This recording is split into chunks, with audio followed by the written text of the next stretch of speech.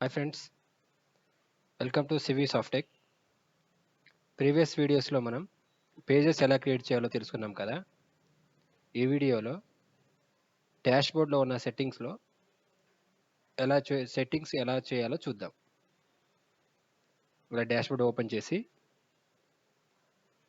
సెట్టింగ్స్కి click చేసి ఈ సెట్టింగ్స్లో reading option మీద క్లిక్ చేసిన తర్వాత మనకి స్టాటిక్ లేటెస్ట్ పోస్ట్ అని ఉంటుంది. దీంట్లో మనం స్టాటిక్ పేజ్ క్లిక్ చేసుకొని మన ప్రీవియస్గా ఏ పేజ్ అయితే వెబ్సైట్ ఓపెన్ చేయడం మనకి రావాలో హోమ్ పేజ్ క్లిక్ చేసుకుంటాం.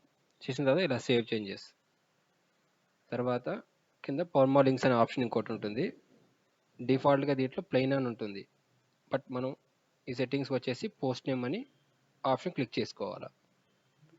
Save changes. ఓకేనా ఫ్రెండ్స్,